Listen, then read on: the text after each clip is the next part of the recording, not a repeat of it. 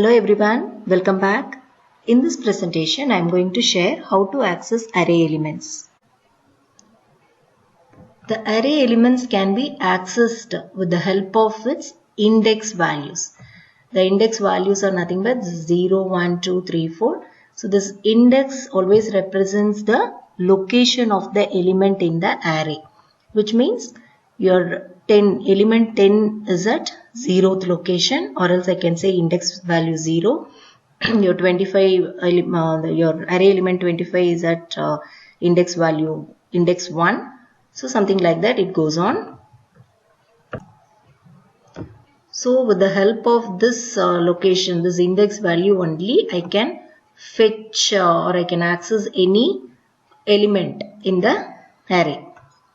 So always your index value starts with 0. Okay. And when you want to fetch a first element, say 10, it is at which position? 0. So how can I represent this one? This A is nothing but my array name. Okay, so with this name only, I can able to fetch the data. How can I do that? A of 0, which means A is nothing but my array name. Inside the box bracket, I have to mention the index value. This A of 0 is nothing but my first element. Okay, so A of 0 represents my first element because your index value starts with 0. So when I say A of 0, it indicates my first element in the array. So in this array, 10 is my first element. So when I want to represent my last element, how can I do that? A of n minus 1. So this n is nothing but my number of elements in the array. This n indicates number of elements in the array. So in this array, how many elements are there? Totally 5 elements. Okay. So n is equal to 5 here. N is equal to 5. So 5 minus 1 is 4.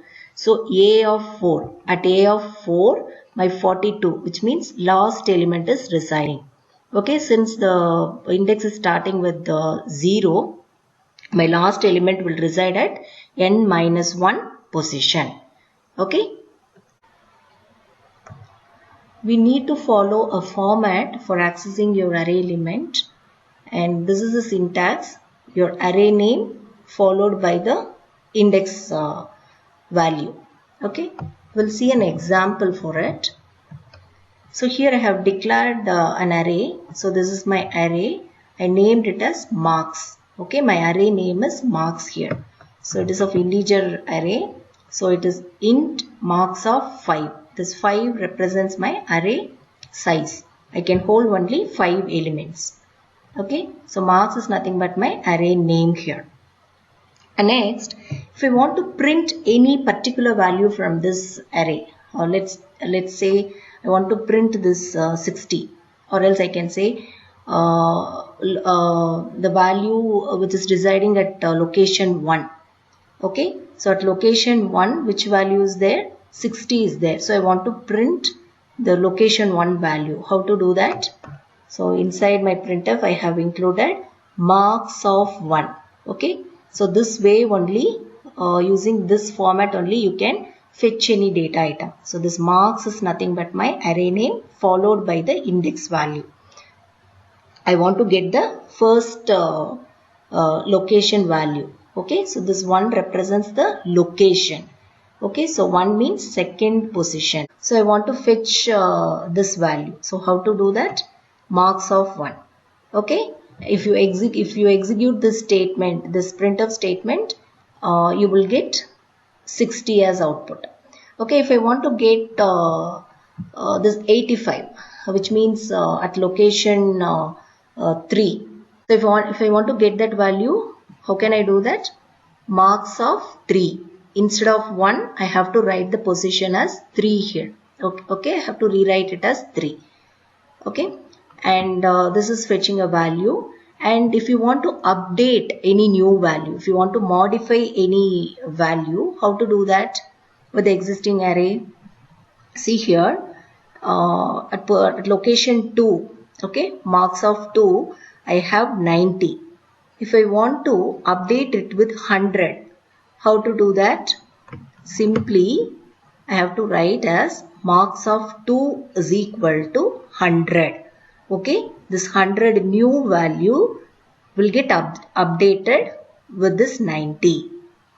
Okay, so like this we can update, or else we can fetch values from array using your index value. Next we'll see operations on array. These are all some of the basic operations that we can perform on arrays. First is insertion operation.